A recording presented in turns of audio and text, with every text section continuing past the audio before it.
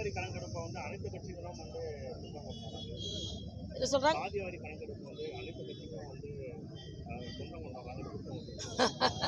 அதனால இந்த தாமதமாக எடுத்த முடிவுன்னு செல்வ பெருந்தகை சொல்லும்போது இது தாமாக எடுத்த முடிவுன்னு. யார் வேண்டுமானாலும் சொந்தம் கொண்டாடலாம். ஆனா இந்த நாட்டு மக்களை சொந்தங்கள் என்று நினைப்பது நமது பாரத பிரதமர் தான்.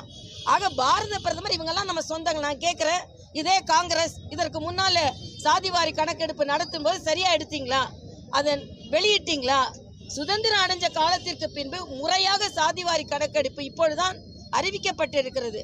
இதற்கு முன்னால காங்கிரஸ் மண்டல் கமிஷனை எதிர்த்தாங்க. இன்னொன்று, பிற்படுத்தப்பட்டோருக்குன்னு தனி ஆணையம் அமைச்சு அதற்கு கான்ஸ்டிடியூஷனல் அத்தாரிட்டி கொடுக்கும் பொழுது, அரசியல் அமைப்பு அங்கீகாரம் கொடுக்கும் பொழுது அதை எதிர்த்தது காங்கிரஸ் கட்சி. ஆக மண்டலையும் எதிர்த்தீங்க, ஓபிசி கமிஷனையும் எதிர்த்தீங்க. அப்புறம் பின்பு நீங்கள் எப்படி இந்த சாதிவாரி கணப்பை நீங்கள் சொந்தம் கொண்டாட முடியும் என்று எனக்கு தெரியவில்லை. அதனால் இன்றைய காலகட்டத்தில் உண்மையிலேயே சமூக நீதியை பாதுகாப்பது மரியாதைக்குரிய பாரத பிரதமர் மோடி அவர்கள் தான். அதற்காகத்தான் இந்த கணக்கெடுப்பு நடத்தப்படுகிறது.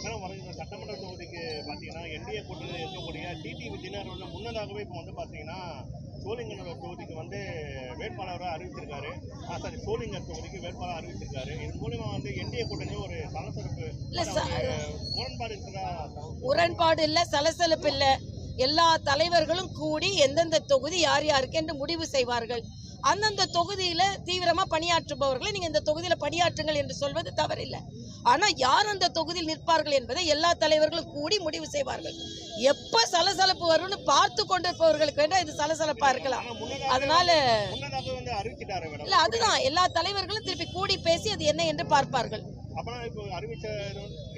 இல்ல, அறிவித்ததெல்லாம் அவர்கிட்ட கேளுங்க. ஆனா எந்த சலசலப்பும் இல்லை. யார் யார் எங்கே நிற்க போகிறார்கள் என்பதை அவர்கள் எல்லாரும் தலைவர்கள் எல்லாம் உட்கார்ந்து பேசி முடிவு செய்வார்கள் என்று நான் சொல்றேன். உங்கள் பிசினஸை Facebook, Instagram மற்றும் கூகுள் மூலம் அட்வர்டைஸ்மெண்ட் செய்ய ஹாக் நியூஸ் அட்வர்டைஸ்மெண்ட் டீமை ஸ்கிரீனில் தெரியும் நம்பரில் அழைக்கலாம். நன்றி.